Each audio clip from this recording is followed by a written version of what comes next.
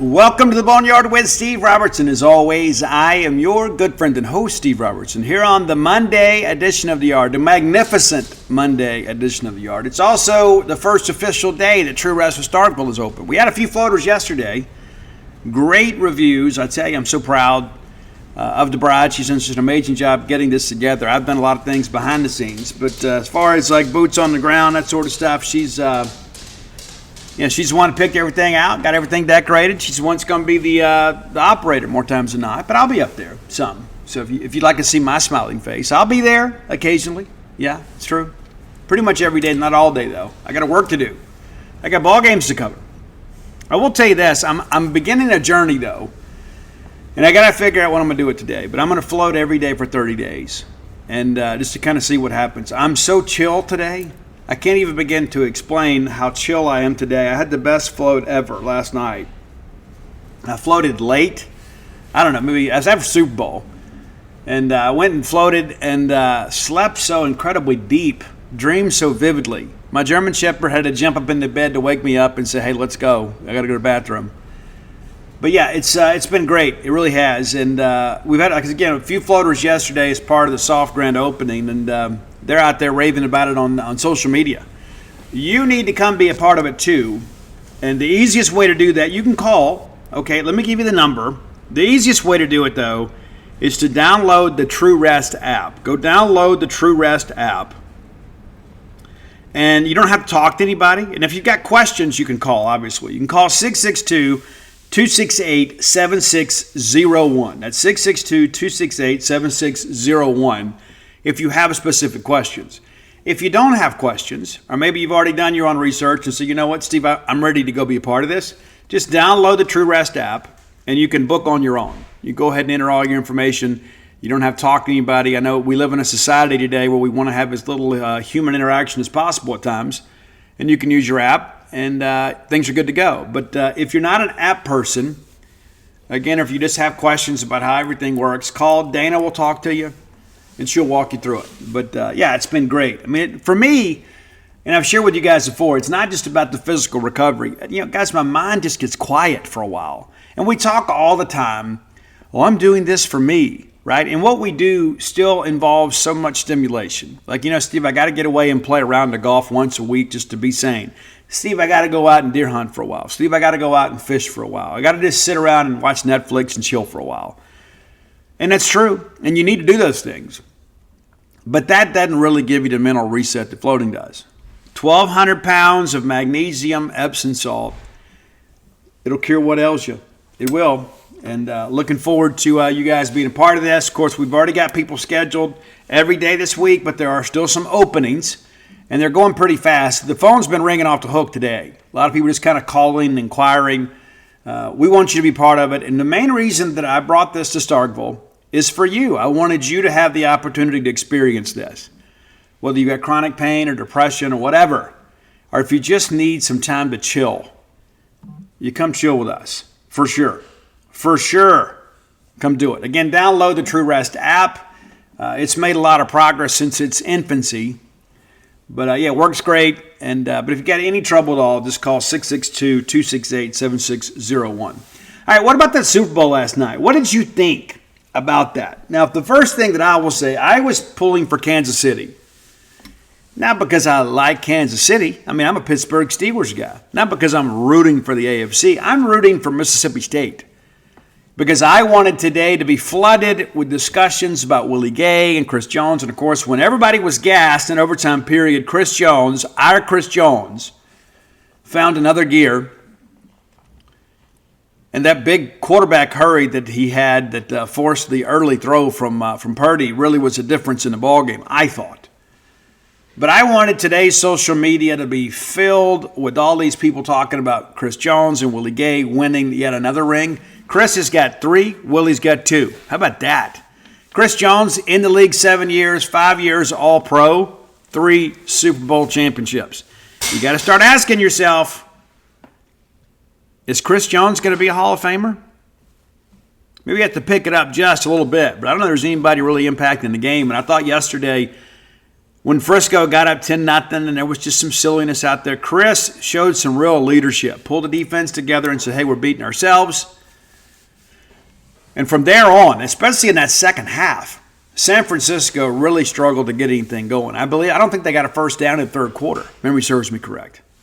But congratulations to those guys and everybody that love them. It's our day too, right? We're Bulldogs. These guys came to Mississippi State. They were highly recruited. They came in here, went to Mississippi State, won a couple of Egg Bowls apiece, and now making NFL millions. There's a lot of discussion that Willie Gay may be holding out for a contract extension. There was a tweet that he sent out after they won in Arrowhead for the last time this regular season, that it may be his last game at Arrowhead. And so there's all this stuff that goes on. But today, they're world champions. And back-to-back, man, repeat. That doesn't happen very often in the NFL. It really doesn't. It's happened with greater regularity in the last dozen years or so. But, again, very, very excited for those guys. So that was my rooting interest. Same reason that I rooted for the Texas Rangers. And I got a friend that works for the Rangers. So I'm happy for them. But I was rooting for the Bulldogs. And that's what I'm always about, right, it doesn't matter what pro sport event is taking place. I want Mississippi State to get some measure of recognition. And we have. I live in a big maroon bubble. There's some other people out there that they can just tell you all kind of stats and all kind of stuff from the NFL. It's very much a singleness of purpose with me. It's always about Mississippi State. Now, I want the Steelers to win. And I've been able to hold my nose the last few years and root for the Cowboys to win because of Dak Prescott. And as soon as he leaves there, then my interest in the Cowboys will go back to what it was, because I'm a child of the 70s. There were only two teams that existed. Either a Steelers fan or a Cowboys fan. I was a Steelers fan. And will always be a Steelers fan. But all that understood, I root for our guys. I don't ever forget about the guys that came here and bled and sweat on the fields and courts of play at Mississippi State, and then have gone on to the National Football League or Major League Baseball or wherever. And I'm always pulling for them. It's still family to me. They might not see us as family, but I see them as family. Absolutely, without question. So our family picked up a couple new Super Bowl rings last night. I read last night, too, I don't know who came up with the tweet, that there were only 11 schools in the country that had players in both the Super Bowl and the World Series. Mississippi State was one of them. So there we go. Hey, let's thank our friends at Bulldog Burger Company, longtime sponsors of this show. Man, I love Bulldog Burger Company. You will too if you don't already. Chances are you already have a absolutely flaming romance with them. Pun intended. Yeah. Nobody doing a better job, man, feeding people in this neck of the woods. Bulldog Burger Company, absolutely fantastic. Great place to go for lunch. You can go for dinner, have that after work adult beverage. Maybe it's a cheat day on your diet, and chances are most days are cheat days on your diet. But you go to Bulldog Burger Company and you can eat healthy if you want. You can have that BLT salad. I like it grilled. You may like it fried. But sometimes I go in there and I'm just got a hankering for a hamburger, man. That great restaurant quality hamburger that's only available to you at Bulldog Burger Company. So many options to choose from. A lot of people out there do like a burger, a cheeseburger, a double burger, and maybe a bacon burger, and then call it a day. Nope, not Bulldog Burger Company. It's a smorgasbord, a delight at Bulldog Burger Company. I encourage you on your first visit, if you're not exactly sure what to order, trust me, just get the Bulldog. Can't go wrong there. It's a great gateway burger into that great menu available to you at Bulldog Burger Company. But if you're a little more experienced, let me encourage you to branch out a little bit. Maybe get the Bryant, the Lauren. That Mississippi barbecue burger is absolutely outstanding. I typically get the onion rings, which is kind of weird. I'm not a big onions guy, but I do like onion rings because they're cooked. They're cooked because uncooked onions are the devil's weed. Yeah, it's true. But all that understood, you need to go put your feet under their table and let them feed you. Get the spring rolls as your appetizer. They'll make you and everybody around you better looking. 3 great locations to serve you. University Drive, right here in Start Vegas. Gloucester Street, there in Tupelo. Lake Harbor Drive in the Ridge and Flowwood area. Go by and cure what ails you, man. Bulldog Burger Company, the place where people go to meet, M-E-A-T. All right, I covered women's basketball yesterday. Our Justin Frommer was still traveling back from Missouri. And so duty called. I went and covered the women's game. It did not go well. They may not let me come back in. It did not go well. And I want to spend a little time talking about this. And listen, as Sam Purcell said in postgame, our season's not over. This is a game that we expected to win. And Florida played exceptionally well. Exceptionally well. We didn't. Jessica Carter got hurt, did come back, but she was hobbled the rest of the game. She struggled to run the floor at times. And just wasn't the same. And as one astute observer pointed out, he goes, well, she was still our leading scorer. Yeah, as noted in the article, sir. I wrote that in the article, and it's like you look up, and again, that just kind of underscores the fact that Jessica Carter is the straw that makes the Bulldog drink stir, without any question. Bulldogs now 20-6 overall, 7-4 in the Southeastern Conference. But yeah, it's tough to lose at home. I mean, it really is, especially a game like that. And granted, when we played Florida, I don't think we've played Florida at full strength yet. And maybe we'll see them in the SEC tournament. But they got after us yesterday. Now, it's so interesting, too. And listen, I get it. I think Florida had more intensity than we did from the get-go. Florida won the tip but couldn't control it. Jessica Carter did. And we had a couple of empty possessions to open. Like we had Aaron Barnum misses a shot, and then Jessica Carter pulls the rebound down. And on her way back up, she loses the handle and has to come back down with it to corral it. Wasn't good. Wasn't good. And then we go down and we get the ball down and Jessica misses a couple free throws. So a couple of empty possessions for us to open, and then Jessica Carter goes down. Now, when she first went down, like I saw her grabbing her face, I thought she'd gotten poked or something. Yeah, that's what I thought. And even Sam Purcell said in postgame, he saw her grab her face. And the next thing you know, our trainers are on the floor kind of attending to her. It was a lower extremity issue. I was really worried when they had to help her to the locker room. She couldn't even walk to the locker room under her own power. And I'm thinking, yeah, that's probably it for the game. And now our immediate concern turns more to the health of Jessica Carter and the rest of our season rather than just a game. But when she was out, we went ice cold. Went about 4 minutes without a made basket, made a couple free throws in there. But we went a long time without a meaningful offensive possession. Meanwhile, Florida's knocking down shots. They're bombing us with threes. There was one stretch, they were 10 of 14 from beyond the arc. I think they finished up like 11 of 16. We'll double-check those numbers. But after one period of play, it was 26 to 15. And you start thinking, okay, we're in trouble. Jessica Carter returns, tries to give it a go, and give her a lot of credit for gutting the thing out and giving her team a chance. We had so many opportunities to try to even this thing up or at least pull within a reasonable, deficit. But there were other times you look up and you think we're fixing to get run out of our own gym. Matter of fact, at 5:36 to play in the second quarter, it is an 18-point lead for Florida. It is 39 to 21. They have nearly doubled us up in Humphrey Coliseum. They were playing exceptionally well. We were not. We were not.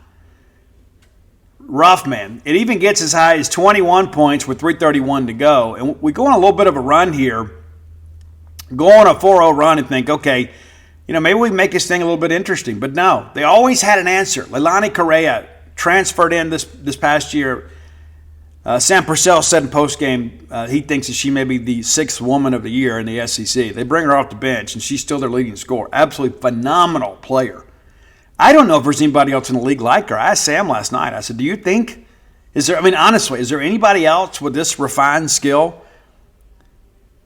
He didn't really answer the question, but he did kind of say, hey, when you look at how well she's played, she may be a candidate next year for some big things. Candidate for some big things this year. And I'm just going to say it for what it is. We don't have anybody that can match up with her. I'm just going to say it for what it is. There are some players that have a unique blend of size and skill that unless you have somebody of comparable ability, either they're going to dribble drive by you or they're going to pull up and shoot over you. Now, Jacayla Jordan is willing to get out there and compete. Miracle Shepherd is as well. But I'm going to be honest with you. At this point in her development, Leilani is just better than Miracle Shepherd. And that's not a criticism of Miracle. She's a freshman. But I thought Leilani was a difference in the ballgame. Again, you look up after her three-point basket with about 1:30 to play, and it is a 20-point game at Humphrey Coliseum. That second period, not a good one for your Bulldogs by any stretch of the imagination. So the first quarter ends with us down 11, and then it's an 18-point deficit at the break. Now, in the third quarter, we come back, and we got a little juice here. We actually win the quarter by just 2 points, but there were multiple times in this quarter that we had the momentum and the crowd was really into the ball game.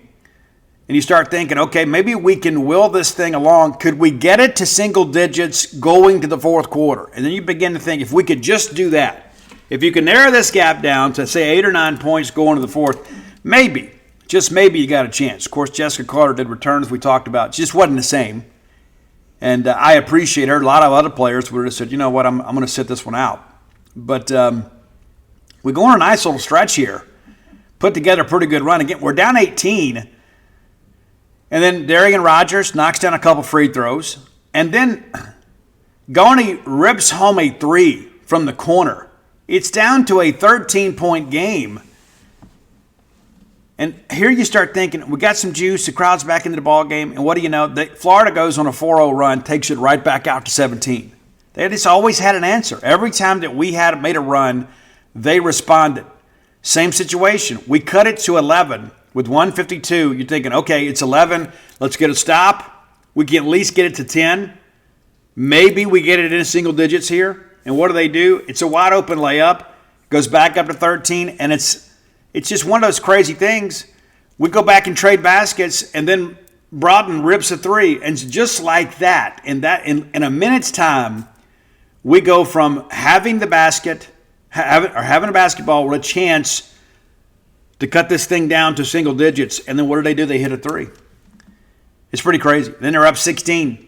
Basket right at the buzzer to push them up 16. And you and I both know in women's basketball, when you go into the fourth quarter and you're down 16 points, it is a tough hill to climb.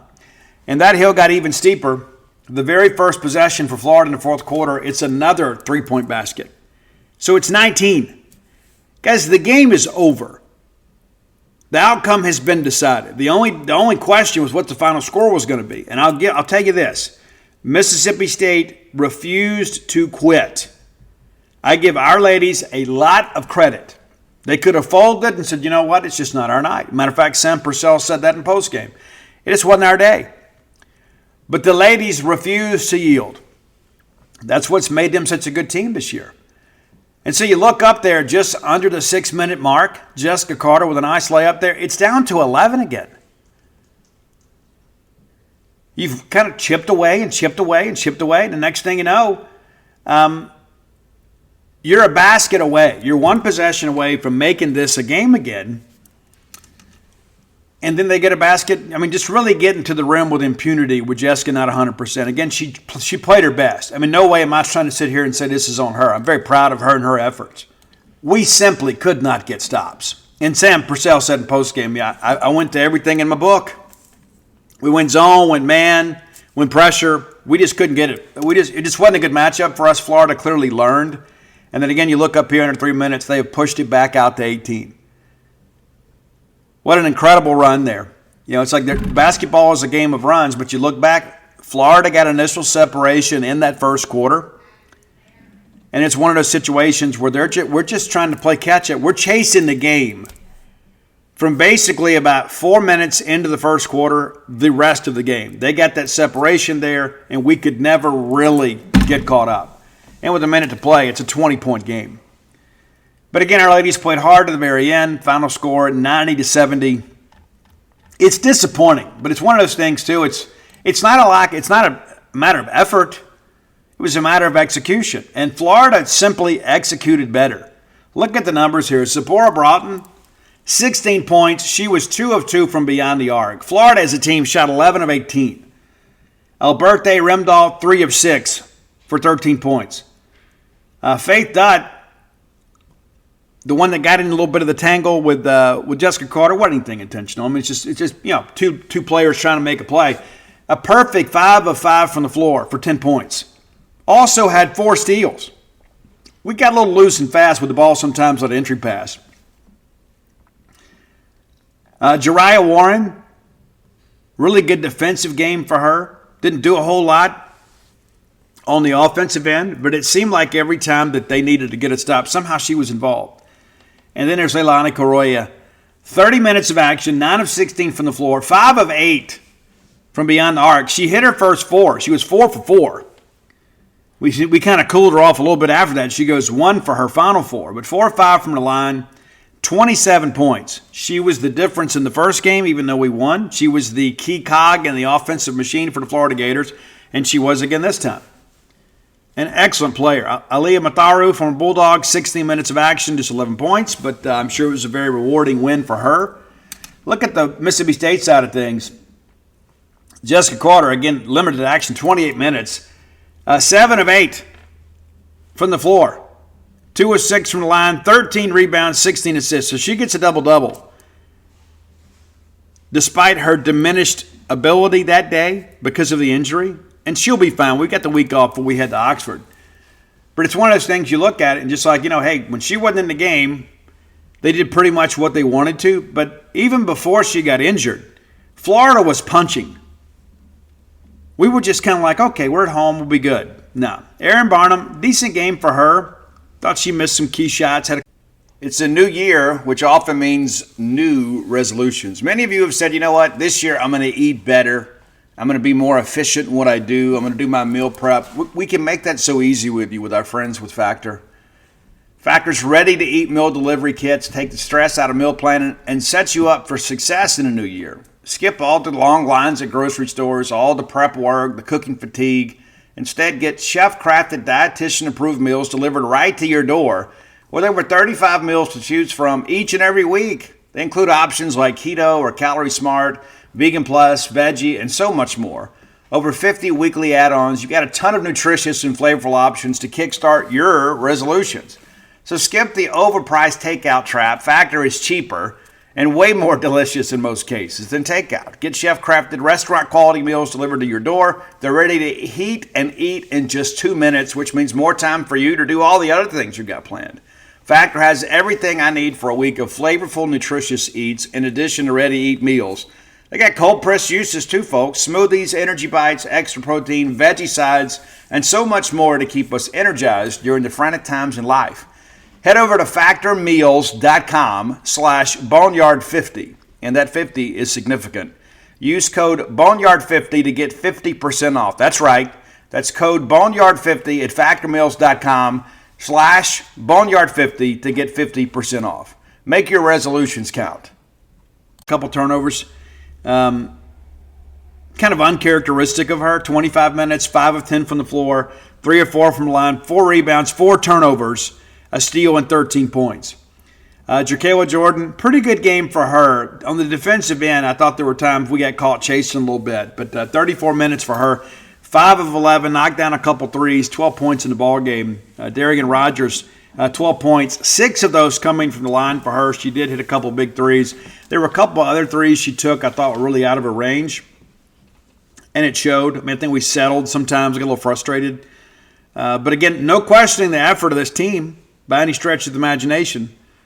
I thought they played hard. I just thought Florida was played better than us. And sometimes that's going to happen. And when you lose your star player, and it's not just the fact that they're absent of the game for a few minutes, it's what mental impact does it have on the rest of the team.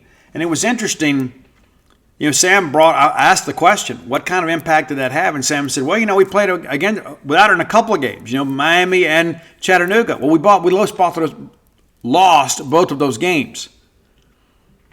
We're going to go as Jessica Carter goes. There have been some other games, you've seen it, when Jessica Carter has double type numbers, we're in a good position to win. She did last night, and we still lost by 20.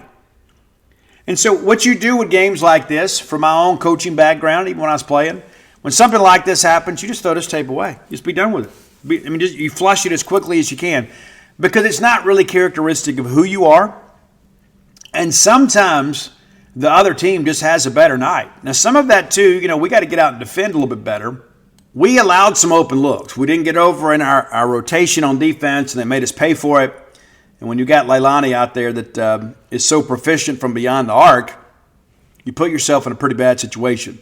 So no midweek game for the Bulldogs, and Sam Purcell said that everybody will have Monday and Tuesday off. They'll be back there on Wednesday. And he goes, I better see a very energetic group on Wednesday. We all know what's going to happen here. And I think this is probably the best scenario for State after the loss is to have a little time to let it marinate, and then you can flush, and then you get ready for the road trip in a rivalry game. If they can't get focused this week, and they will, if they can't, then they're not the team that we think they are. But we know how mentally tough these ladies are. And, of course, you've won 5 games in a row, including a win over Florida in Gainesville. We thought we had a chance to win them all down the stretch, with the exception of Ole Miss, and lo and behold, Florida gets us. And maybe we got caught looking ahead a little bit. I don't know. I mean, there's no reason for that when you don't have a midweek game. But, it's going to be a big game for Mississippi State. And, again, you look down the stretch here, you got a couple road games we're going to have to take care of. But the big one coming up on Sunday, and we'll talk about that game. We'll preview it on Friday's show. Let's take a look at the what the loss does to us in the SEC standings. Still control our own destiny in that respect. Mississippi State still holding on to a top 4 spot. Still right there, currently fourth in the SEC with a 7-4 record. We went into the weekend tied for second, and then LSU wins and we lose. So they pick up a game. Tennessee, Ole Miss did not play. They're still kind of a game behind us in the schedule here. They'll get caught up with us this week because of the fact that we have the bye week. But very, very interesting situation. So despite the loss, the sky is not falling.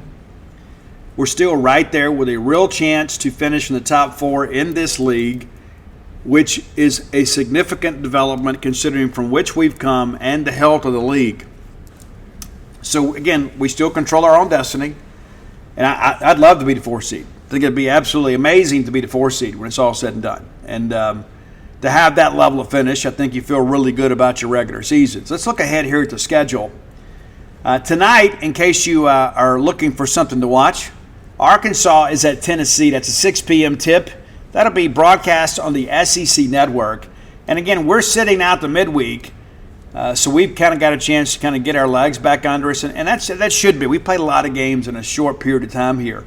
Looking ahead to Thursday, and we'll talk more about it then. But Thursday, Ole Miss travels to Florida. I think that's a really good development for State, especially the way that Florida has played as of late. They've won a couple games in a row. They beat Arkansas, beat Mississippi State. So Ole Miss heading down there, playing a very athletic Florida team on the road while we're sitting at home resting. And if you think about that LSU ball game, that LSU and South Carolina played that Thursday before we played LSU that Monday, and all the players went over to Sam Purcell's house and just kind of watched the game together and kind of built some continuity. Maybe we do that again this week. Maybe we should.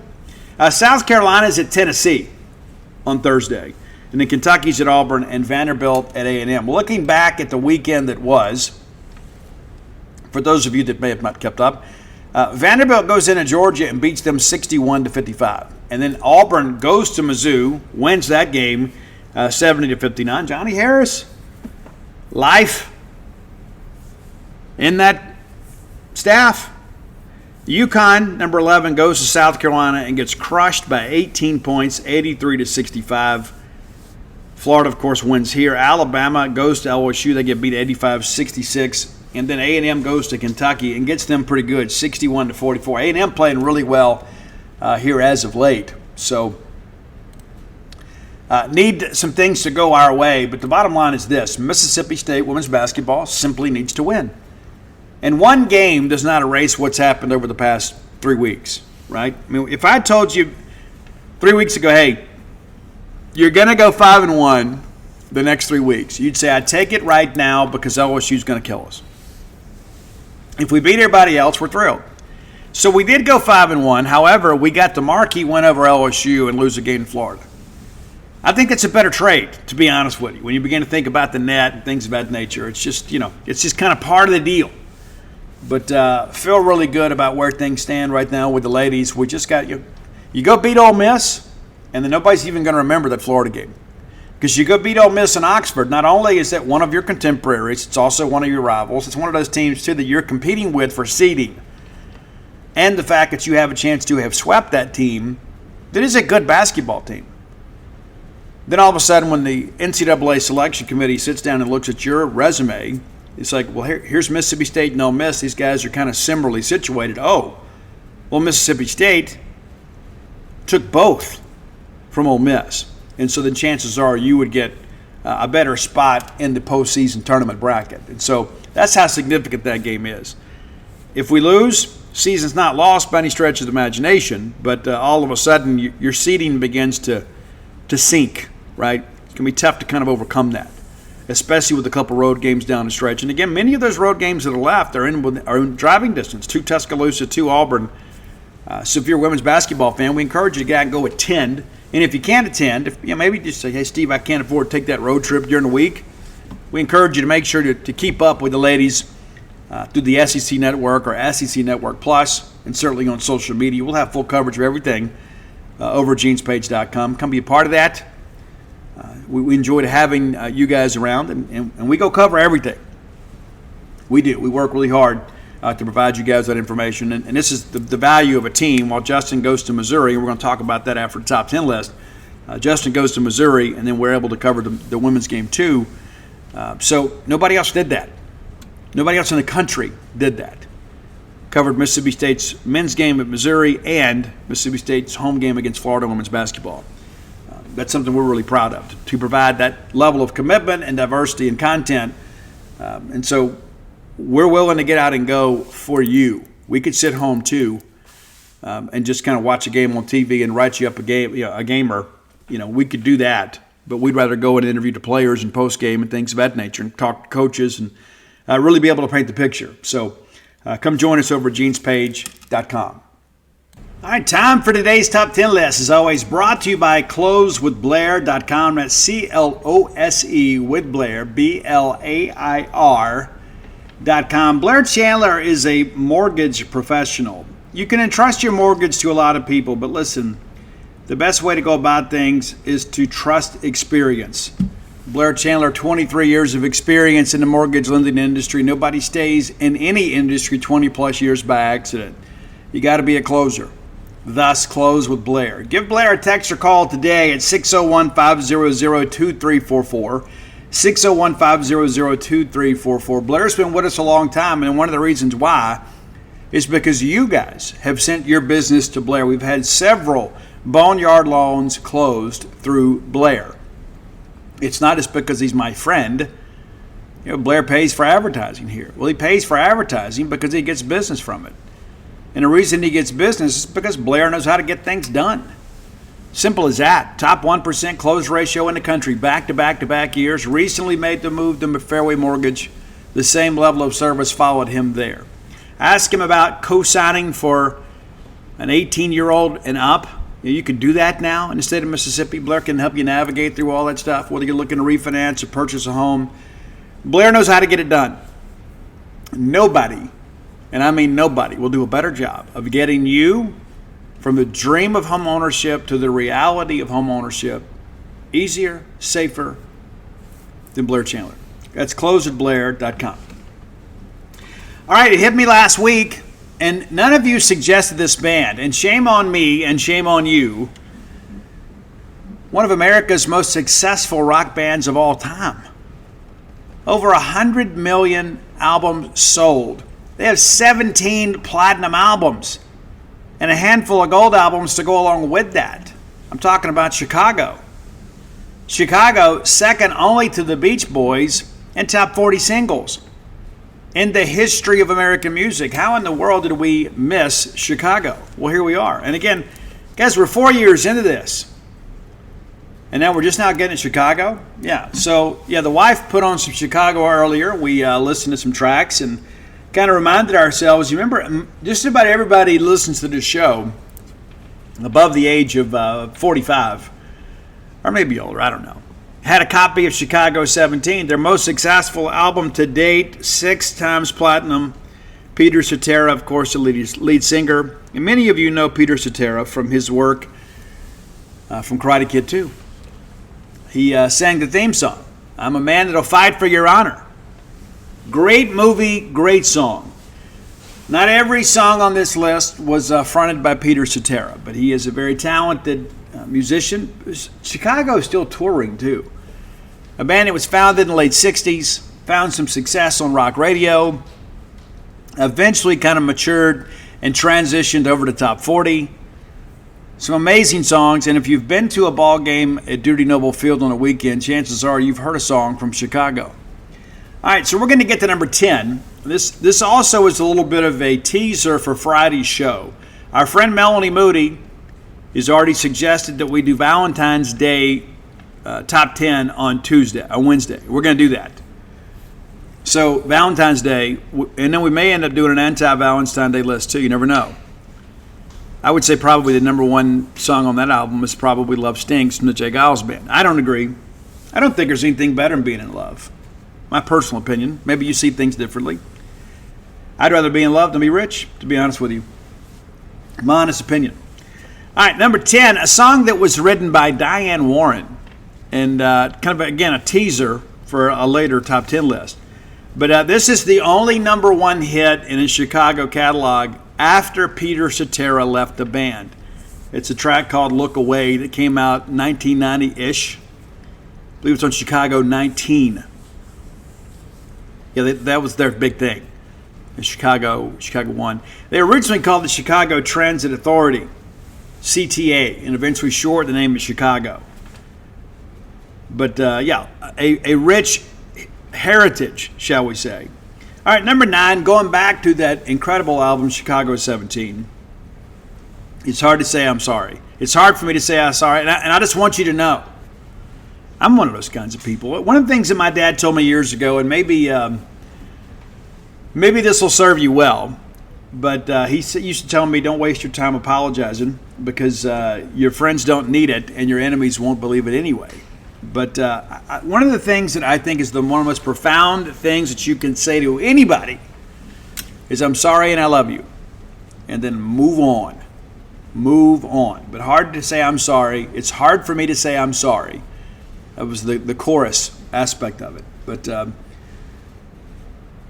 I don't know. I'm a person that believes in recognizing my wrongs and then promptly admitting them. It's interesting in today's times, though. There's a lot of times people think you're wrong and want you to apologize when you're not. I'm willing to fight it out and have the uncomfortable conversation, and if there is fault that lies with me, I'm willing to apologize for that. But I'm not going to apologize because you got offended for me telling you the truth. I know that's almost a renegade type opinion these days. I'm not going to just say I'm sorry because I hurt your feelings. You know, the truth is the truth. Number 8.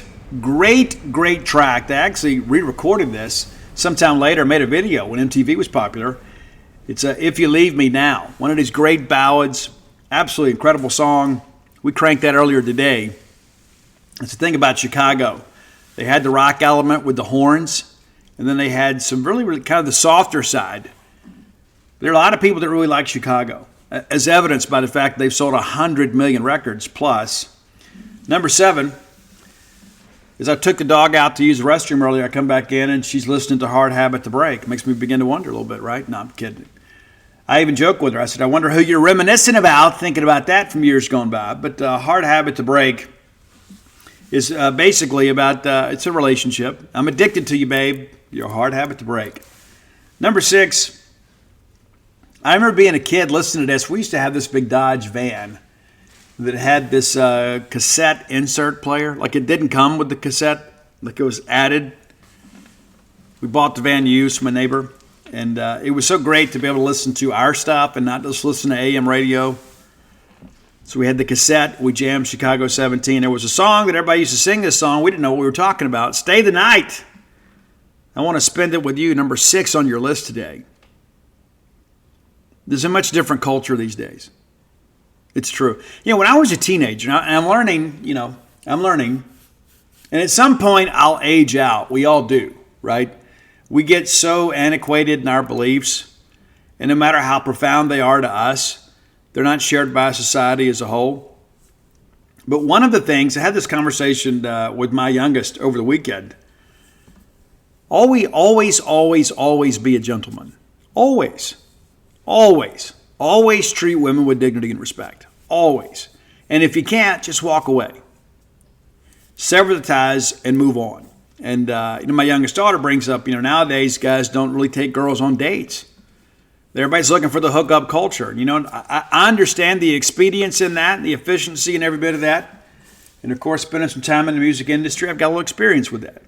But all that said, I'm a firm proponent. Maybe it's because of the fact that I had 4 sisters, that I grew up with my grandmother basically raised me until my mom got remarried. I've got a healthy respect for women. And I certainly believe that I've raised my sons to be gentlemen. I treated their mother as a gentleman. I still do. I make a big deal out of her birthday. I don't ever let a holiday pass without doing something special for her. But it's more than just gift giving. It's making their lives easier, if at all possible, and making them feel valued. That's one of the most important things you can do to somebody is make them feel important to you. It's true. And not really from a self-serving point of view. And so if your daughters, I won't say you because you're too old, but if your daughter has the pleasure of dating my son and he does not treat her with dignity and respect, you let me know because I will handle that. I have raised him. He's got a great heart. He's going to make some young lady a wonderful husband someday. But it's so incredible how things have changed. I mean, when I was a kid, not everybody had phones, much less a cell phone. It was always a big deal when you'd look in the phone book and you try to find, this girl's number, and it would have the parent's name, and then just beneath that it would say children's phone. Well, then you knew you had a phone directly to her room. It was a big deal. And so you call her number over and over again, and you finally got her to answer the phone. Nowadays, we didn't have answer machines for a while. So if you called and they just happened to be out of the room, they didn't even know you called. I mean, I'm from the days that precedes caller ID. You guys don't understand how many times you'd have to throw that hook in the water, and eventually you'd catch her, talk to her on the phone, hopefully. Nowadays, you guys can just send the text, hey, you up? Different dynamic. All right, number 5, along those lines too, of healthy relationships, it's you're the inspiration, number 5. It's basically, you meet somebody and all of a sudden make you a better person. I'll tell you this, we're getting close to Valentine's Day, but much of my ambition in life is rooted in the fact of who I married. One of the things that I think what really maybe typifies, in many respects, a healthy relationship is that you make each other better. And I'll be honest with you, and all due respect to anybody out there that has, maybe the modest upbringing that I had, I would have been content, buy a double-wide trailer and live out in the country and just be fine. I would have been fine with that, truthfully. But Dana saw some things in me and said, hey, I think you can do this, and I think you should try this. And, I've never heard her come to me and say, I don't think you can do that. There have been some times she would say, I don't think you should do that. But never has she said, I don't think you're capable of doing that. We're kicking around some ideas for some new music and things like that. She's like, hey, go do it. Go do it. Everybody needs a cheerleader of sorts. I have one. That's not to say, listen, trust me, getting this new business up and down here as of late, but it's one of those situations where you come home and say, hey, can you do this? Can you do that? There's a lot of that. She's not a nag by any stretch of the imagination. But you're the inspiration. A really, really good, healthy love song. Number 4, kind of predating the Peter Cetera pop rock era. It's 25 or 6 to 4. Do you know what that song is about? Do you know where the title comes from? Do you know this? I bet you don't. So the whole thing, their long night recording session, they're working overnight on a song, didn't have a title for it, and they were getting groggy. You know how it is, sometimes you speak in code. So imagine a clock. And, the 30-minute hand is 6, right? Because we have 5-minute increments in the big hands. Nowadays, most people don't know how to read a clock. Remember when in school we had to know how to do that, how to read a clock? Everything's digital these days. Most people don't even wear watches except for a fashion statement because you can have it on your phone, right? It's true. But anyway, so it was about 3:27 in the morning, and one of the songwriters said, hey, what time is it? And they goes, hey, it's 25 or 6 to 4. rather than 25 or 30 minutes to 4 or 3:25 or 3:30. That's what happened. That's kind of how it all came to be. 25 or 6 to 4 was really indicative of the timestamp. And we're not going to answer that. That's number 4 on your list. Number 3, great song. And of the ballads, this is my favorite one, I think. And there's some legendary ones still got to get to. But I absolutely love this one. This is an amazing love song. There were some people back in the day that used this like it was their wedding song. It's Will You Still Love Me?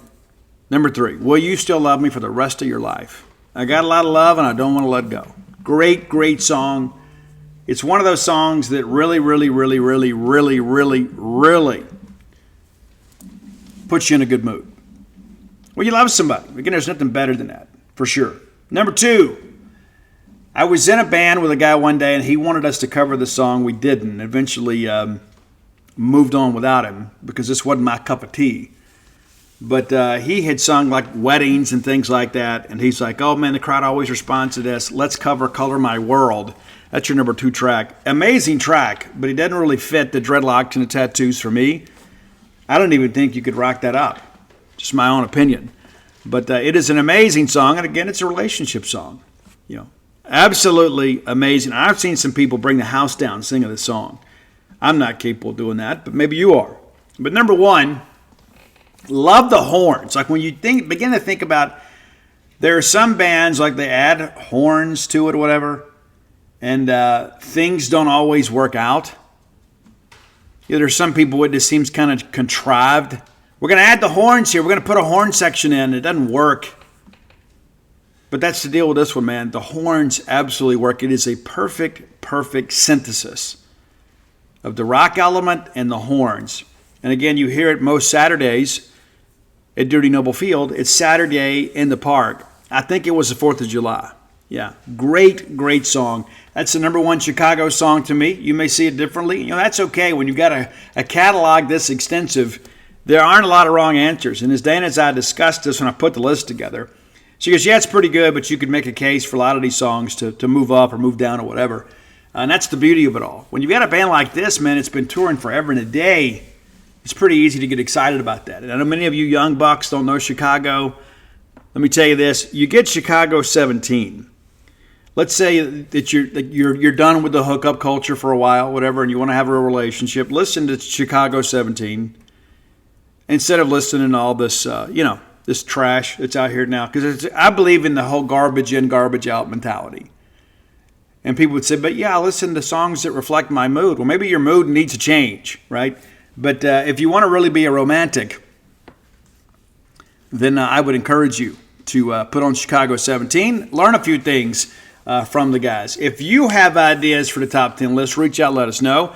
Best way to do that is to hit up Roy Samonti on Twitter, my friend, Roy Samonti. And his handle is Dogmatic67, DAWGMATIC67. You can also find our great list on Spotify under that same handle. Just subscribe. Just follow him. Make it easy for yourself. But this is probably a band that hasn't really appealed to this new generation. And it's just because music has changed. It's not anything to do with the quality. When you sell 100 million records, it's not by accident. And I don't mean 100 million streams where they make like $2,500. I'm talking 100 million albums. That's what they've done.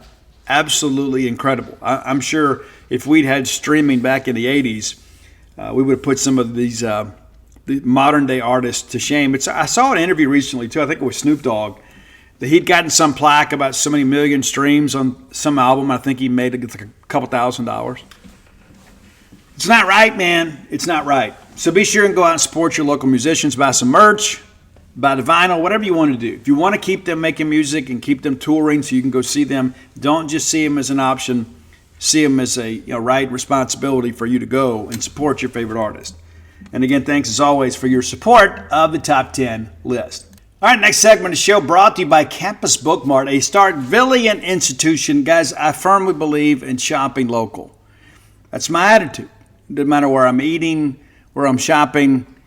I like to do business with local businesses. Even when I travel, that's what I do. I support small business. You should too. A lot of people out there may disagree, but I like to support people like myself that are business owners just trying to make things happen. And that's what Campus Book Mart is. It is a Starkville institution. And if you want to support a Starkville business, and you certainly should, even if you don't live around here, if you can't make it to town very often, visit them on the World Wide Web at campusbookmart.net. And by being a loyal Boneyard listener, we'll give you a phrase that pays. That's BSR, which stands for Beautiful Steve Robertson. That gets you free shipping on all orders over $75. And guys, listen, baseball season's here. You need to update your M over S gear. Good chance we're going to have some NCAA tournament shirts on the basketball side too. You need to be thinking about that. Miss Kathy will do a good job for you there. It's so important. It's so important. There's some of these businesses at times we take for granted. Oh, they're just always going to be there. No, they're not always going to be there. You know, people retire, people decide to move on, and sometimes things get a little bit, slight. Let's support our Starkville businesses, and certainly Campus Book Mart is part of that. When you're in town, go by and see their smiling faces, but if not, you can order online. You can order online from a lot of places, but you know what? You order through Campus Book Mart, we can save you some money. Again, promo code BSR. All right, men's basketball. We finally get a road win, and it's big for us just because we hadn't had one. Now the Bulldogs are now 1-6 in true road games and 7-6 overall in games away from Humphrey Coliseum. State's been very good at home this year, 9-2, and it's good for us to kind of get over the hump here and take care of Missouri. And listen, Missouri's not a great team. I'm not going to sit here and act like hype this thing up like we beat Kentucky or something. But Bulldogs now 5-6 in the conference, 16-8 overall. Let's take a quick look back at Missouri before we take a look forward. And again, it was just so great to go up there and get a dub and kind of, you get that taken care of, right? You get that monkey off your back in many respects. Reminder, this Saturday, no midweek game for the Bulldogs. We're going to celebrate Valentine's in style. You guys are going to have a chance to go out and have dates. Reminds me, too, if you're still looking for a unique gift, you can get the Valentine's Day special with True Rest. You can get 2 floats for $99. That's a great, great gift. You can't float together, but you can float at the same time. All right, let's look at this Missouri thing. There was a while there, it's kind of herky-jerky, right? I mean, it was just so crazy that game was close. And we talked about how competitive Missouri had been in games, with rare exception. So we didn't expect a blowout. We ended up getting a blowout, but at the break, it's 30-26. And again, State, some opportunities, to really do a good job here at the free throw line, and that continues to be an issue for us. I don't like it. You don't like it. Kind of part of the deal. But we got to get some things figured out. But, you work through this and you work through this.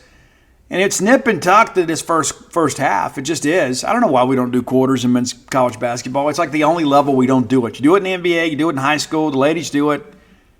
I don't know. Just my personal opinion. I wish we'd do it.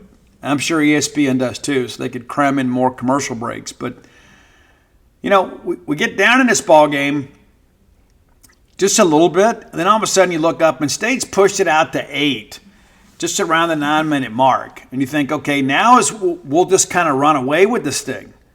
We'll go ahead and put it away. The next thing you know, you look up after Tamar Bates makes 1 free throw. It's a 3-point game at just 19-16. And again, State, it felt like we could get what we wanted offensively, and it felt like they couldn't score if we didn't just have a bust or we didn't foul them and put them on the line. But Nick Honor kind of hanging in there, kind of carrying them along. We talked about that in the preview. He was the guy you had to watch for sure. But State pushes it right back out to 10, and then Missouri closes the half on a little bit of a run here and cuts it down to a 4-point game after a pair of Nick Honor 3-point baskets. And we're kind of content to let you shoot from the perimeter. We want to close out on you and things like that, but we really want you taking that low percentage shot. But in this second half, man, Mississippi State really just kind of took over. Shaquille Moore opens up there with a 3-point basket to push it right back out to 7. And to be honest with you, it never really felt at any point after that Missouri was going to make a run. You look up right there at the 16-minute mark after a Tolu Smith basket, takes it out to a dozen. And we just kind of nursed this thing along the rest of the game. The lead swells to 20 at 50-30 with 12:40 to play. And it's like, this game is going to go the way we want it to go. pushes the three up and in. Then you get Sean Jones with a dunk there. It's going to be amazing seeing him play as well as he has without DJ Jeffries. Sean, we talk about a next man up mentality. Sean's doing his part. Really doing his part. Really happy for him.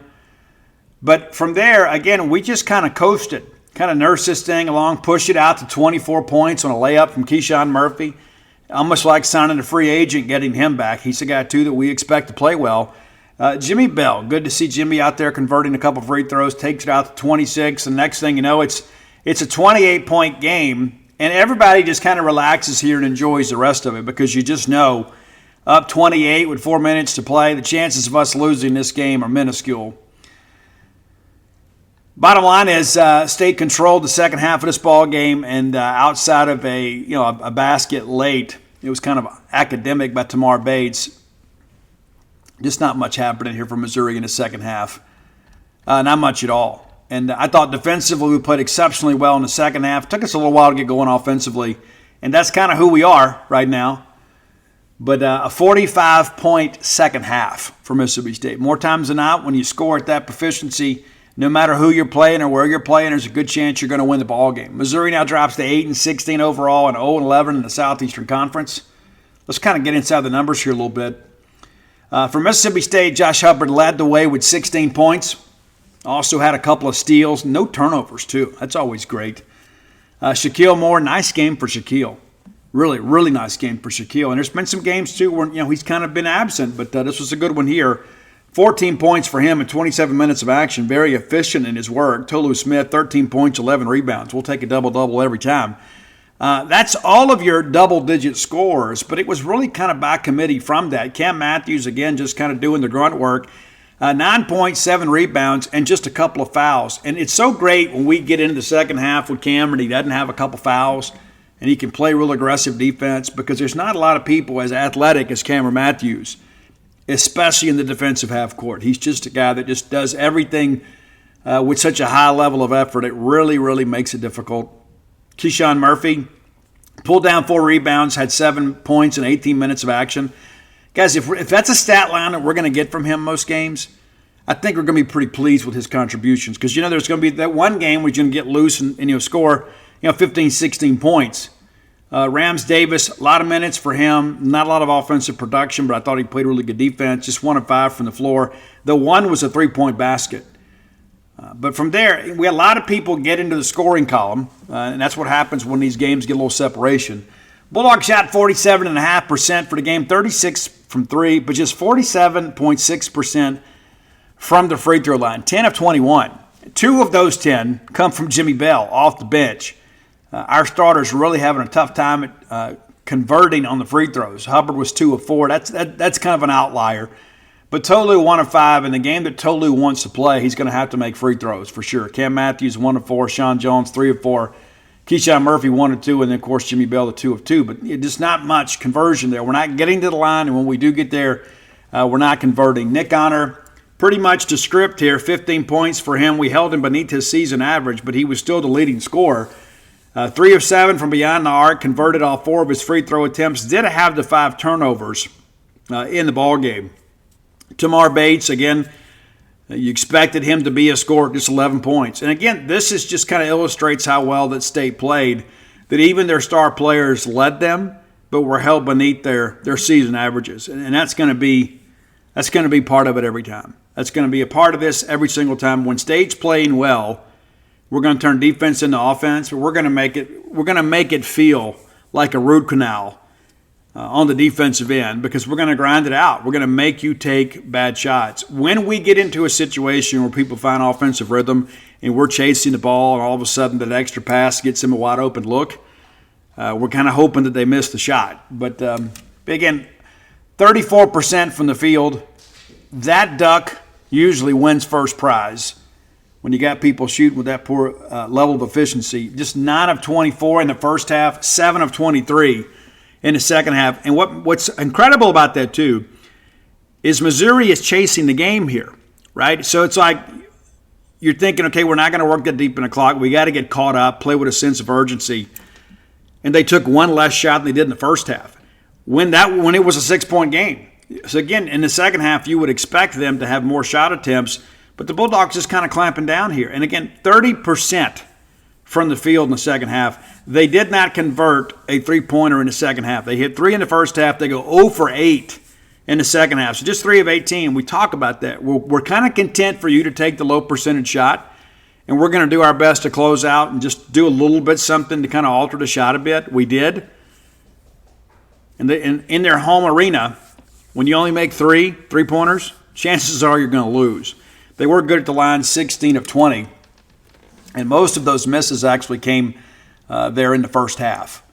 But we got to be better at the free throw line. But again, a good win for us. Again, just because of the fact we don't have to say this. Well, State's winless on the road. State went out there again and held Missouri to just 51 points. And what's incredible about that, too, that's the lowest offensive output of the year for Missouri. And granted, Missouri's not a great team. Don't get me wrong by any stretch of the imagination. But you go into somebody else's home arena and hold them to a season low in offensive production, that's a pretty good measure of a good defensive team. And you know as well as I do, they were probably licking their chops a little bit thinking, you know what, hey, this may be a chance for us. Mississippi State's better for us, but they haven't been a good team on the road. So maybe we got a chance here to pick up that first SEC win of the year. I think that's an important aspect of it too. We got their best shot because I'm sure they were telling themselves, if we can just kind of stay in this thing, maybe the crowd will take over. Not that it was a huge crowd there at Missouri, but you understand my point. It's not like Missouri came in and just laid down in this ball game. They came ready to play. Mississippi State was just simply better in every aspect of it. All right, let's look ahead now. Bulldogs will play Saturday, so we'll preview that game on Friday's show as the Bulldogs host Arkansas. Now, we've worked our baseball schedule around basketball. So if you are attending the Arkansas game, you don't have to pick and choose. 1 o'clock tip from Humphrey Coliseum, and then first pitch at Dudy Noble at 4 o'clock Saturday. So if you're here for the weekend, and many of you are, or if you're just coming for the day, you can double dip. You can support men's basketball and then go support baseball. So you don't have to pick and choose. You don't have to pick and choose. Now, I understand men's basketball parking takes priority. I understand that before we even get started, because that's what'll be. That'll be the discussion on Friday. Is we get some stuff to kind of prepare you a little bit for game day. We'll share that with you on Friday.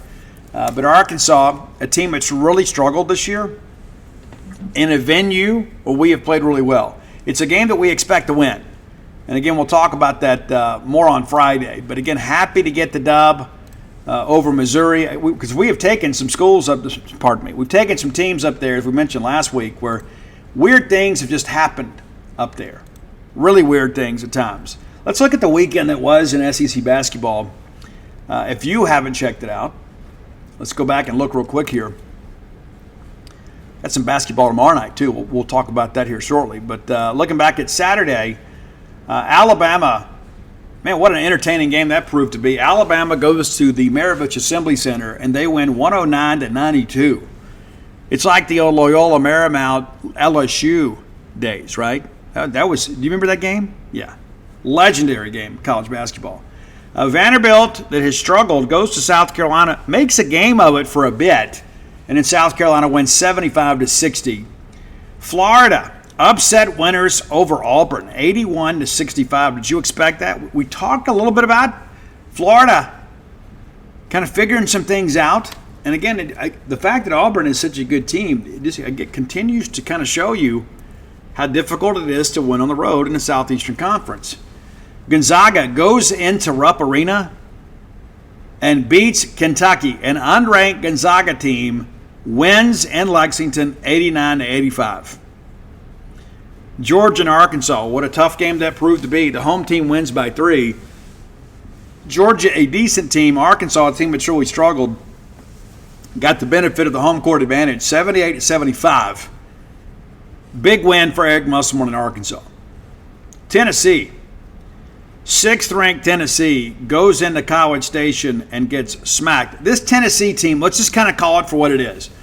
As athletic as they are, and as potential projected as they are, they've been a disappointment at times this year. they've dropped some games they shouldn't. They have not been nearly as good on the road as you'd expect. And so that's something to kind of watch as we get into the SEC tournament. Would you say, is there a team right now you look at and say, this team is just going to dominate the tournament? I don't think you would say that. I know that I wouldn't. All right, let's look ahead here till we got some basketball games on Tuesday. A&M at Vanderbilt should be a win for the Aggies. And then LSU goes to Florida. That could be a fun one. I think I'm going to go with Golden. And again, 2 of 3 of State's 3 finalists for the head coaching job going head-to-head. Ole Miss goes to Kentucky.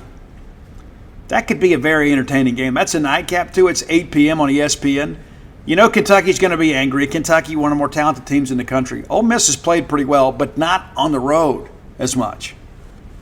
Always rather interesting to see those two, to see what Ole Miss could do. And listen, you can say what you want to about Ole Miss, but they played pretty well, especially at home. Wednesday, we got South Carolina at Auburn, Tennessee at Arkansas. We'll talk a little bit more about that stuff Wednesday. But let's take a look at the standings. Kind of see how things shook out now. State right there still in the meaty part of the curve. South Carolina tied with Alabama in first place. South Carolina has now won 7 games in a row. 7. I think it's pretty safe to say who your SEC Coach of the Year is going to be, and he's in Columbia, South Carolina. Alabama, of course, 9-2. Auburn, a game back at 8-3. Tennessee, still, they've already had their bye week, but they'll get caught up. They're 7-3 right now, so a half game behind Auburn. And then things get really, really thick right here. Florida now 6-4, Kentucky 6-4, A&M 6-4. There's Ole Miss at 5-5, and then State right there at 5-6. Kentucky's the most athletic bunch, but I think you can take those 5 teams, and you could probably make a case when those teams are playing at their best, are probably a 4 or 5 seed in the SEC tournament. LSU's 4-6, Georgia 4-7, Arkansas 3-7, Vanderbilt 1-9, Missouri 0-11. Of course, Vanderbilt's lone SEC win came over Missouri, but rather interesting. Missouri now 11 consecutive losses. You begin to ask yourself, what's next? For Missouri, what's going to happen up there? Not that we would be overly concerned about it, but there's always some type of stuff going on. I think Musselman obviously safe at Arkansas based on have one bad year. The league has changed, people have changed, but Arkansas should be okay. But certainly Vanderbilt, how much do they care about winning up there? Jerry Stackhouse just not getting it done. 6-17 overall, have not won a single game away from Nashville. 0-6 on the road, 0-3 in neutral games, so 0-9 overall. But again, rather interesting to see what's happening to the teams behind us. But all the more reason, we break the schedule down kind of like in 4-game quadrants. Kind of see how we are, what we're looking like for the next 4. We have got to win. You look at these 3. All 4 of the next 4 are winnable games. There's also the potential that you could go 2-2. These games, in many respects, are toss-ups. Now, State at home against Arkansas, you got to like that one. And you consider Ole Miss's road woes and the fact that game was so competitive in the Pavilion, and the fact that we lost in the manner of which we did. We should be motivated to play there. If I had to call it today, I'd say we win that game. So that gets you, 2 wins in those games. You got to go to LSU. It's always tough to go on the road, but that's a winnable game for us. But considering our road woes, I don't know that I would pick us to win. Then Kentucky comes here. And that's the thing, man. You start thinking about that final stretch of Kentucky, at Auburn, at College Station, and then South Carolina coming in here. You got to make hay while the sun is shining. That means State needs to take care of Arkansas, Ole Miss, and then win that game at LSU.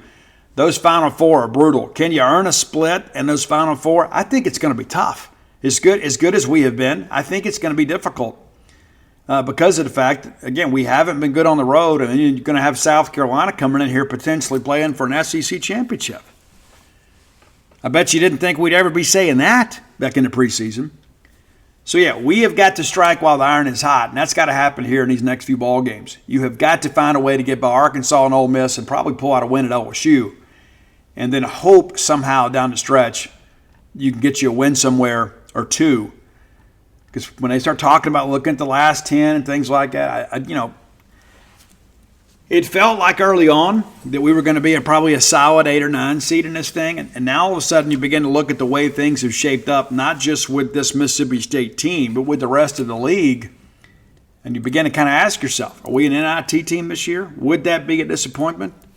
I think in some respects it would be. In other respects, you'd say, you know what? When you factor in all the adjustments and the attrition on the roster and the injuries and the fact that Andrew Taylor didn't stay and he was the guy we were expected to come in from Marshall and do some big things for us, you can kind of explain it away in some respects. But the bottom line is this: if you don't hang a banner in the hump, it's not a successful year. It's not. No way on a Chris Jan's negativity streak by any stretch. I think Chris Jan's an amazing basketball coach. Probably got to do a little bit better with roster construction, but who knew that Andrew Taylor was going to flake out the way that he did and just kind of leave us, hanging. And then you got the Keyshawn Murphy thing, and now all of a sudden he's playing his way back. But I won't be the least bit surprised if State finds a way to get a split in those Final Four ball games. But in every one of those is going to be a very meaningful game against a quality opponent that's playing for positioning in the tournament. But before we get there, again, you look at these next 3, Arkansas, Ole Miss, LSU, we got to find a way to win all 3 of those. We absolutely do. And that's not going to be easy by any stretch of the imagination. But we've got to find a way to win those games. So we need you to turn out these next 2 ball games. Again, we play this Saturday, 1 o'clock.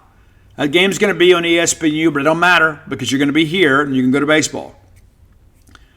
And then we're going to play that Wednesday on ESPN2, 8 p.m. tip. Probably not want to, if you're not from the area, you'll probably want to watch it on TV. But I think we'll probably have a capacity crowd that night. And we need that. So, again, a chance for you to come and be a part of something important for Mississippi State men's basketball. And I want to thank everybody that's turned out another sellout crowd coming in this weekend. We need one for that Ole Miss game. Absolutely do. But more importantly, we need you guys to be here, not just buy the tickets, but to be here to make this a very raucous environment. All right, last segment of the show brought to you by the Stark Vegas Clubhouse. If you're bringing a large group to Starkville, look no further than the Stark Vegas Clubhouse. 5 bedrooms, 2 bath, a very expansive back porch area, that fire pit. Everything you need to entertain is available at the Stark Vegas Clubhouse. It's just 5 minutes away from the Mississippi State campus. How about that aspect of things, right? Yeah, so rather than rent 5 hotel rooms where everybody's got to go out to eat, which is great, but if you're going to be here for a while, if you're going to be here for a few days, that can get very expensive. Cut your expenses, but also enjoy the amenities that are available by renting a house. It's a former country club, clubhouse. Very easy to find, very conveniently located. Some friends of mine have used it as part of a work venture. They had to do some work in the Golden Triangle and said, hey, let's get a house. We can produce some content here. We can stage here. We can have our planning meetings here. Then everybody can kind of retreat to their own quarters at the end of the night. And we can go buy some groceries and cook.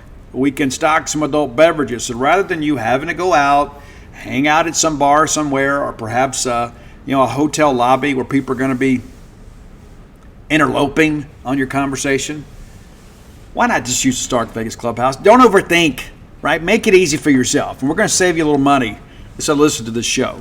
And when you Google the Stark Vegas Clubhouse, their Facebook page is going to come up, and you can just kind of peruse those pictures and see the great facility that's available to you. But also, you can book the VRBO or Airbnb. I don't know what your needs are, but you know what? If it's going to be coming out of your pocket, you want to get that as cheaply as possible. Book through the Evolve website. Evolve can make it easy for you. Promo code BSR10. Save 10% off your stay on me. How about that? We're just going to cut 10% off your stay, no matter how long it is. Use promo code BSR10. Stark Vegas Clubhouse. No better place to stay when you're bringing a large group to Starkville for a ball game weekend or a work retreat or whatever. Maybe it's a staycation. Maybe you want to just, hey, let's all meet up here, rent a house, and we'll just hang out, watch Netflix, and eat bonbons on the couch. You can do that too. Yeah. Maybe make it a guy's weekend. It's up to you. but the Stark Vegas Clubhouse. No better place to stay in Stark Vegas. All right, you may have heard. If you haven't, let me get you up to speed. All right, Mississippi State, 4 p.m. start on Friday. And I know right now there is already some angst about the start time. Steve, I wish we had a night game. I do too. I like it. But I also understand that cold weather and baseball don't always go together. And that's not just for you guys. It's also for the players themselves that are out there having to play, especially with guys just kind of getting ramped back up to speed. They get up to midseason form when the temperatures rise. Temperatures going to be kind of chilly. I don't know if you've looked at the forecast, but it looks like rain is kind of out of the area now. Not expected to be an issue this weekend. Windy in Starkville today. I don't know that I want to pitch today. Don't know if the winds are blowing out or not. But Friday, a low of 46, a high of 64. And then Saturday and Sunday, the overnight low is going to be below freezing with highs in the low 50s. So we're going to play at 4 p.m. Friday, 4 p.m. Saturday, and then 1 p.m. on Sunday.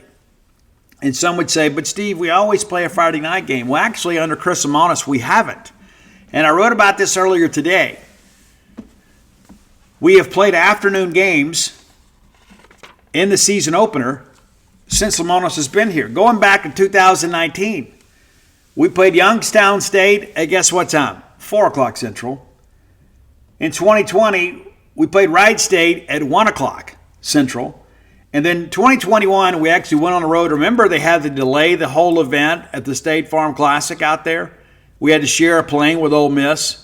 We had to fly to Tupelo because those guys couldn't get out because of all the snow and the ice there in the greater Memphis area. And so we played that game at 11 o'clock on Saturday. So we beat Texas, who we also beat in the College World Series twice. In 2022, at 2 p.m., we played Long Beach State. That's the long loss in a season opener at Lamonas Era. We got beat 3-0 in that ball game.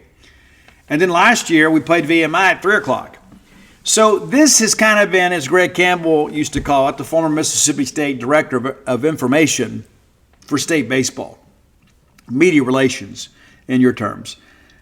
We call this the Chris Lamonas Special. We'll have to go ahead and play in the afternoon, go ahead and begin our post-game rituals and kind of get all of our, our recovery stuff done and get ready to play again on Saturday. So we're going to play a little bit earlier. Again, it's a 4 p.m. start. Many of you have already asked off for that day, so you can leave early and come up here and be a part of this. There are many of you that can't get off, and I apologize on behalf of everybody else, but this is not a new development. So understand that. And people are like, I don't understand. Well, guys, it's about winning the ball game. Okay? It's not just about the party. The party is secondary to the game. I enjoy going out to the lounge too when I can. Kind of hang out with the wife. Go out there and hang out in the Right Field Tiki Lounge with my friends. Hobie's out there. Johnny's out there. Elvis is out there. All my friends are out there. Stump, everybody. But it's as much fun as that is, there's nothing more fun than winning. And part of winning is taking care of your players. So not playing in that cold air at night, probably a good thing. I know people are like, Steve, you don't understand. No, I do understand. But I understand that nothing's bigger than the program. Nothing's bigger than the performance of the players on the field. As I had somebody say, I'm sorry that the start time ruined your party. But the ball game comes first. But I like the night games too. I do. There's nothing better when we get into SEC play and things are warming up a little bit and we're able to play at night. You guys can come pack it out. Saturdays are typically our big attendance days. Sundays are always kind of just okay because a lot of you guys got to get back for church. But Saturday is a big deal for us. But again, you got the doubleheader on Saturday with men's basketball. So come get tickets to both. Don't pick and choose. We got some people out there that'll judge you if you don't go to basketball but go to baseball. So try to do both if you can. And if you can get tickets, you may not be able to. Yeah, you may not. But if you can't, that's okay. We'll see you out at the Dude. Now, one of the things now, we got to finish this roster up. And that's been interesting to me.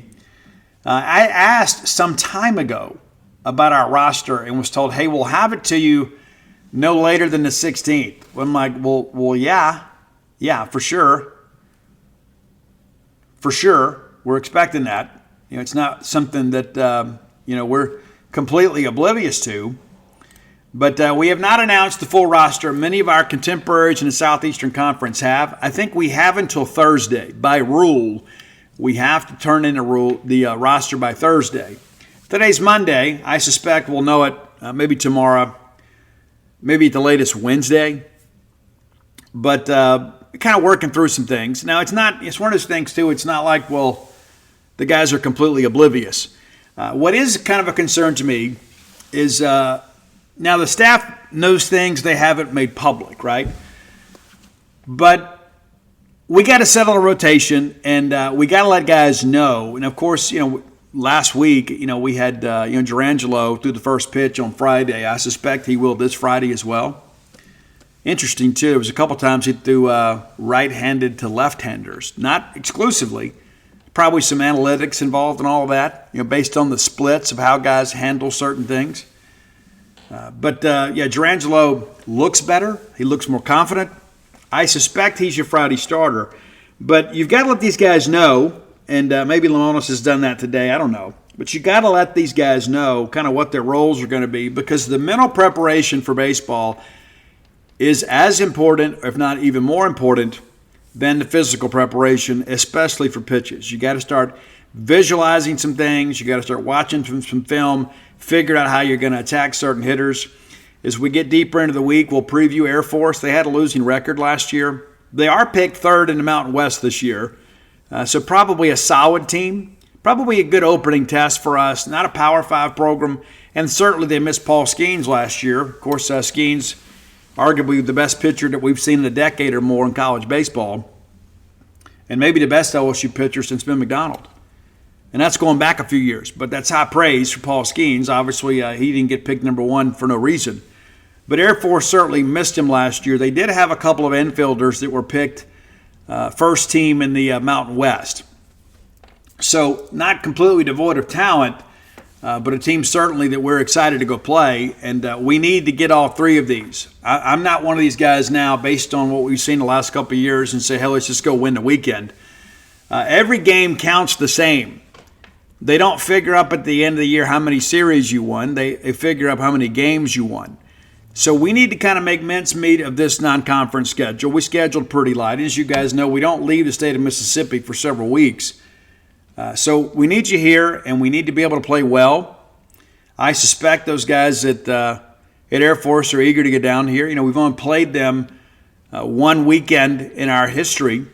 They came in here and we took a series best 2 of 3 in a pretty disappointing year for us. But, we've got to go out there and play well. And, again, we'll preview Air Force a lot more extensively on the Friday show. But, again, we encourage you to come out. We've sold out season tickets again.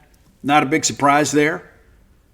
I expect this team to be better than many people expect it to be. We went through that last year too, and I think we were on pace to be a pretty good team last year. If you begin to think, you go back to last year's numbers, and I know how you all felt, and I'm closer to it than most, so I feel it.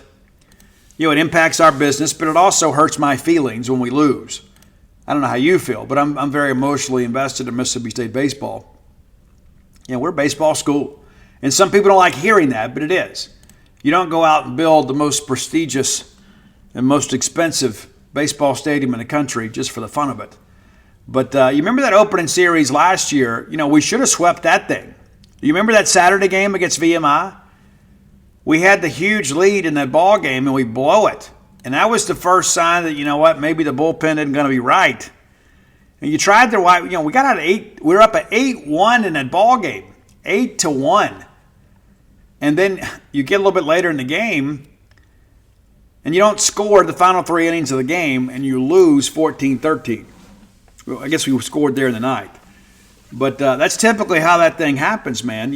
When you stop scoring around the 6th inning, you typically get to be in a bad situation.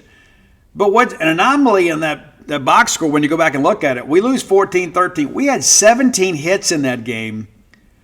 They had 7. And we lose. And again, you jump all over them. And guys, it's a 10-1 game after 2.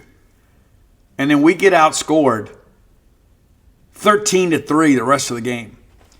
And so that put a real damper on the weekend. Yeah, we won the series, but that's all anybody could talk about was that Saturday game. And then you get into Tuesday and you lose to Louisiana Monroe 11-5. You bounce back and win on Wednesday, but it didn't erase away that terrible non-conference midweek loss to UO Monroe. Well, you bounce back and you beat Arizona State, and Arizona State's a program with a lot of prestige. They hadn't been as good lately, but that's still a power program. You win that series, and you think you're starting to do okay. And you go and you beat top 25 Southern Miss and Pearl, but that again was a wild game. You win it 10-9. You just found a way. Then we head out there to Frisco. You beat California, but again, the bullpen just absolutely falls apart against Oklahoma. We battle back and battle back and battle back and battle back and take the lead there, and then we can't hold it.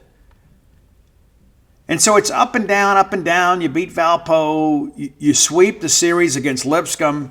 You take Nichols. You take Louisiana. And all of a sudden you start thinking, okay, we have figured some things out. And we went to Kentucky. We lose in the ninth in game one. And then the next 2 days were as miserable a days I've had covering Mississippi State baseball. You get beat 12-3 and 17-3. It's terrible. You beat Arkansas, and Vanderbilt comes up here and absolutely trounces us in 3 games. I mean, the Sunday game was a decent ball game, but my goodness, they were probably exhausted from all the swinging they did the first 2 nights. You beat Samford, and then South Carolina comes in here, and we probably should have won on Friday. We 10-run ruled those guys. We should have won on Thursday. We 10-run ruled them on Friday, and then Saturday things just fall apart. Again, what I remember about that game, too, is it was nip and tuck, for a while. And then again, the bullpen. Guys, we give up 10 runs in the last 2 innings. Let that sink in for a second. We're just cruising along here, man. We got a 4-3 lead, and they tie it in the 7th. And then we give up 3 in the 8th and 7 in the 9th. Absolutely abysmal. And it just kind of stayed with us over and over and over. But again, you look back and you think, you know what? Hey, we should have won 2 out of 3 in Frisco. We should have won 2 of 3 against South Carolina. You destroy Grambling, and then we take 2 of 3 from Alabama. But the game we lose in 7 innings. Got 10-run ruled. It was miserable. You bounce back, you beat UAB, and then Ole Miss comes to town, and we take 2 of 3 from them. And you start thinking, hey, okay, now we've got a chance to kind of get fat. We cancel the Southern game. We go to Auburn and lose 2-1 on Friday night, win 11-10, and then get beat 12-11. And again, the Sunday game, similar situation. And that's when Nate got hurt. We had to pull him from the game. Began to wonder about his availability. He was able to come back, thankfully. It was a scary scene watching him walk off the mound. I don't know if anybody competed harder last year on the mound than Nate Dome did. But again, you look at 3 one-run games, and we come up on the short end of 2 of them. And it boiled down to pitching. You bounce back and you think that Ole Miss game is going to turn into a church league softball game down in Pearl. We win it 2-1. And then the Thursday night game against Tennessee, again, we blow that one too. I was there, feeling great about life. We get down 4-1. We come back and tie it in the 5th. And you're thinking, okay, we got this thing, right? Excuse me, I'm completely wrong. I'm completely wrong about this. We're down 4-1. They put up 3. It's a 7-1 game. Everybody gives up. We put on 2 in the 6th, 3 in the 7th, and then we tie it in the 9th, and they walk us off.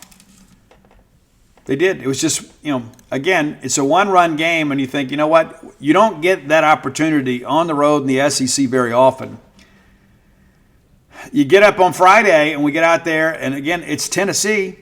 And they hadn't played well. They played really well down the stretch. We jump out to a 4-0 lead and get beat 12-8. And again, that's bullpen. We just didn't have many guys we could count on outside of Nate and at times Colby Holcomb. Casey Hunt, of course, came on and did some things for us, but it was miserable. The Saturday game, we get beat 13-2. And it was just one of those games that just felt like from the outset that we were not ready to play. Arkansas comes up here and we get swept. We canceled a Memphis game. We go to LSU, and this is when everybody's like, hey, this is it. This is it. This is absolutely it. We throw off against Skeens. through Evan Sierra in that game. We get beat 12-1, and then we bounce back on Saturday, beat them 9-4, and then that classic game on Sunday, a game that many of us will never forget, where State wins 14-13 in extra innings. Huge, huge game for us. Huge game for Chris Simonis. We canceled North Alabama, and A&M comes in here, and if we can find a way to win the weekend, got a chance to get to Hoover. You win Thursday night on the Imani Larry walk-off. You remember how crazy that game was, and then Friday you lose 6-4, and you have a chance on Saturday and get beat 15-10. And again, so much of this went down to a leaky bullpen. We have so many pitchers now on this team, there's no excuse for that. You have a brand new pitching coach in Justin Parker, a guy, again, you've heard me talk about the resume, second best ERA last year in the Southeastern Conference with a less talented team. So we're going to go as far as this pitching staff can take us. I think offensively we're going to be pretty potent. I think we're going to be much better defensively. We're going to be able to score some runs, and we should be able to make some plays behind them. A veteran group behind them outside of shortstop. A lot of veteran guys in there. You'd think Imani Larry's should probably be a doctor. Logan Kohler, again, veteran guy. And so you feel like you're going to be able to make the routine play. And that's one of the things I've learned about baseball. If you throw strikes and make the routine play defensively, you're going to win a lot of ball games. How many times last year did we beat ourselves because either we could not or would not throw strikes, or we couldn't field the baseball? The offensive piece was there for the most part. And then what happens is when you go out there and you start giving up these crooked numbers, and all of a sudden the pressure just permeates throughout the roster. Then the hitters try to do too much. Pitchers try to strike everybody out so they can't depend on the defense. The defense gets a ground ball to them, and you overthink it and throw it in the stands. So we got to get out and score runs. Got to play defense, got those strikes. Can't get out there and walk the ballpark. That was a huge issue last year, as you guys know. It's just incredible to go back in hindsight and look at it. But it's a new day. It's a new team. It's a new era. And I'm a lot more optimistic about this team than some of the college baseball experts. But I'll be honest with you, I've heard from 3 of them that said, hey, what is your take on State? Which tells me that they're not sure what to expect from the Bulldogs either. They hadn't been here for our fall scrimmages, or they haven't been here for the preseason practices. They don't really know. But you're just kind of picking them on last year and then what you expected everybody to do in the portal, and now here we are.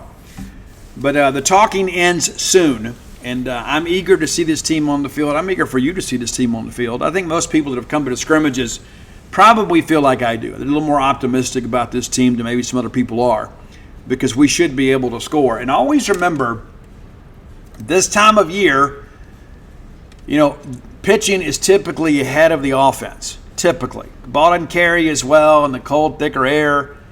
Guys really haven't got their timing down. So typically pitching does better. So if State comes out and dominates this weekend on the mound, be happy about that. But don't think, well, this is what we could expect every weekend, because I certainly don't expect that, because pitching is always ahead of hitting early in the season.